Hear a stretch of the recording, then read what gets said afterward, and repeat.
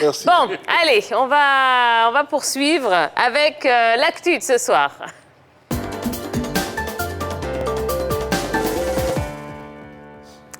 Et on a joué ce soir les huitièmes de finale de la Ligue Europa. Eh bien, tous les résultats avec Dorgelès. Oui, il y a les résultats, bien sûr. On va commencer avec Slavia Prague contre Glasgow Rangers. Un but partout, but de Nikolai Elander. Dynamo Kiev, Villarreal, 2-0 pour l'équipe de Villarreal. Bien sûr, Torres et Raoul Albiol ont marqué. Manchester United contre AC Milan. But d'abord d'Amad Diallo et égalisation de Simone Kjaer. Ajax d'Amsterdam 3, Young Boys de Ben 0. Klaassen, Tadic et Brobé ont marqué. Et puis des matchs en cours.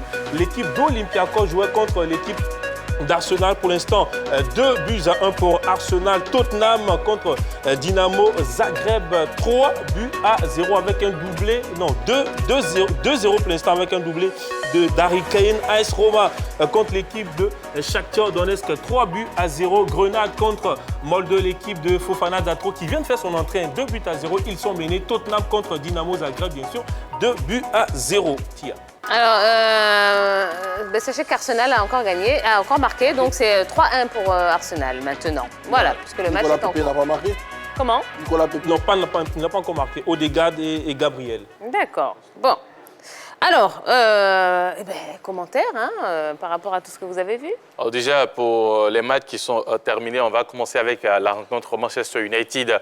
Milan aussi, c'est la grosse affiche de ces huitièmes de finale au niveau de la Ligue Europa. On va regarder d'abord avec l'ouverture du score de Manchester United sur cette passe de Bruno Fernandes et qui était là, Amad Diallo, entré en coup de jeu, entré en seconde partie, qui sur cette tête va réussir à tromper Donnarumma, le portier du Milan AC. Ça fait 1-0 pour l'équipe de Manchester United qui jusqu'à ce niveau-là quand même se comportait très bien et surtout après l'ouverture du score, les Red Devils ont quand même essayé de contenir cette équipe du Milan AC. On revoit le joli but de l'Ivoirien de 18 ans qui est arrivé cette saison du côté de Manchester United. Et puis en fin de match, c'est Simon Kjaer, l'ancien de Lille, qui va sauter plus haut que tout le monde. Et je dirais un peu la faute de main aussi du portier de Manchester United, Dean Anderson, qui permet au Milan AC de pouvoir égaliser, surtout de faire une bonne option sur la qualification en ce qui concerne le match retour. Oui, un très bon match. Il faut rappeler que le Milan AC a quand même de bonnes opportunités dans cette rencontre-là, surtout dans les premières minutes. Il faut rappeler que Franck Kessié s'est vu refuser un but pour une main, alors que le but était d'une beauté vraiment exceptionnelle. Voilà. Donc, on lui a refusé ce but-là, malheureusement. Ça n'a pas empêché le Milan AC de rester dans la bataille, de résister malgré l'ouverture du score de Manchester United. Et qui sont revenus. Et il faut noter quand même qu'il leur a manqué un certain Zlatan Ibrahimovic pour concrétiser ces différentes occasions. Et puis l'information de ce soir, Tia, c'est l'Ivoirien Amad Diallo. Il devient ce soir le 4e plus jeune joueur de l'histoire de Manchester United à marquer en Coupe d'Europe, 18 ans, 243 jours. Dans le top 4, dans le top 5, on a 17 ans, 353 jours. Mason Greenwood, 18 ans, 117 jours. Marcus Rashford, 18 ans et 148 jours. George Best. Et puis en 4e position, Amad Diallo, l'enfant d'Abidjan. Et puis, il faut savoir que dans ce match, quand même, c'était des duels entre Ivoiriens. Du côté de Manchester United, vous aviez Eric Bailly et Amad Diallo qui est entré en seconde partie. Et puis, du côté du Milan AC, Franck Kessié et Meïté Choualio du côté du Milan AC. Pour l'instant, ce n'est pas encore décidé. Ben, bon, on verra si il décide de rejoindre les éléphants. Mais aussi dans ce match, côté United, quand même, il y avait des absents, tout comme du côté du Milan AC. Rashford blessé, Cavani blessé, Juan Mata blessé. Et puis du côté du Milan AC, l'absence remarquable de Zlatan Ibrahimovic et Chanoglu aussi. Donc voilà. D'accord. Alors parlons de ce match Olympiakos-Arsenal. 3-1. Alors, qu'est-ce qu'on peut en dire?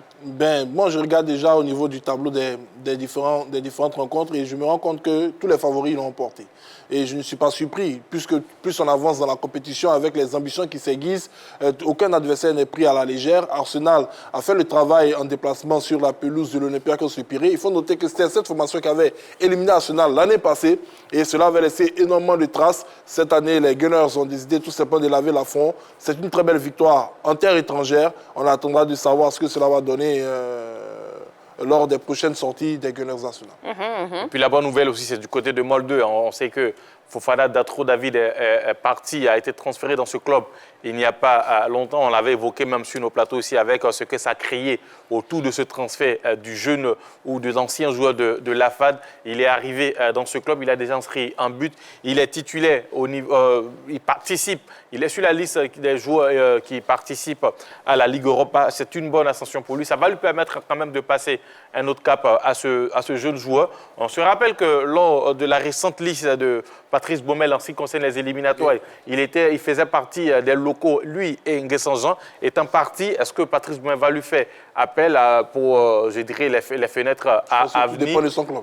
Ça va dépendre aussi de son club, mais on espère que voilà, ce jeune joueur-là quand même va passer à ces caps et devenir très, très professionnel. Allez, un mot sur Tottenham, Dynamo Zagreb, 2-0 pour Tottenham. Bon résultat, une équipe de Tottenham qui réaffirme sa santé offensive avec sa paire d'attaque Hugminson et Harry Kane qui font des misères. Et c'est rassurant pour José Mourinho qui semble avoir trouvé l'équilibre, parce qu'on le sait, c'est un entraîneur porté sur la défense, mais Hugminson et Harry Kane arrivent quand même à insuffler un élan offensif et ça permet à Tottenham de remporter ces matchs avec une aisance déconcertante. Surtout avec un doublé d'Harry Kane. Merci. Voilà, très important. Il est toujours là, il ne rompt pas présent. Et puis, il a parlé également de Son. Je pense que Mourinho, cette saison, a réussi à bonifier le joueur sud-coréen. Pour l'instant, ça fonctionne très bien pour les deux. Et au-delà de ces deux joueurs au niveau de l'attaque, il y a quand même le réveil, il faut le signifier, de Gareth Bale, qui est arrivé, qui au début était en difficulté, blessé. Ensuite, il n'avait pas la confiance de Mourinho. Là, il retrouve quand même une bonne forme, le joueur gallois, et ça va permettre à l'équipe de Mourinho quand même d'avoir plusieurs atouts offensifs, sans oublier aussi le Brésilien Lucas, qui souvent dans ces zones de rencontre, surtout au niveau de la Coupe d'Europe, bénéficie de la confiance de l'entraîneur portugais. Donc actuellement, c'est vrai, Tottenham a été un peu en difficulté en championnat, mais au niveau de l'attaque, cette équipe commence à retrouver quand même de l'allant avec le retour de blessures de certains joueurs, surtout le regain de forme du Gallois. D'accord, très bien. Ben voilà, c'était donc tous les résultats de ces huitièmes de finale de la Ligue Europa. Alors, aujourd'hui, nous sommes le 11 mars. Et il y a 43 ans, naissait un certain Didier Drogba. Oui, la légende du football ivoirien.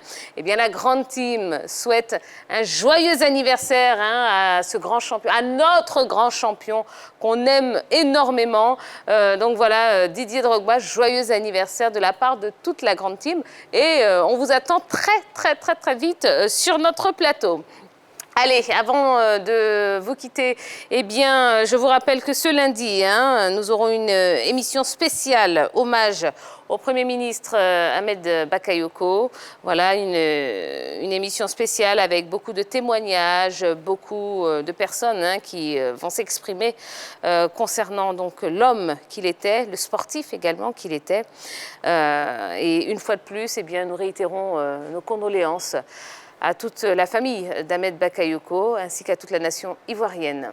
Voilà, je vous souhaite de passer une excellente fin de soirée et puis rendez-vous demain à la même heure, au même endroit, c'est-à-dire à 20h30 sur la 3. Reposez-vous bien et puis la team, reprenez des forces pour demain parce que ce sera la dernière de la semaine en plus et vous savez que ce sera fantastique. Allez, bisous, bonne soirée, bye bye.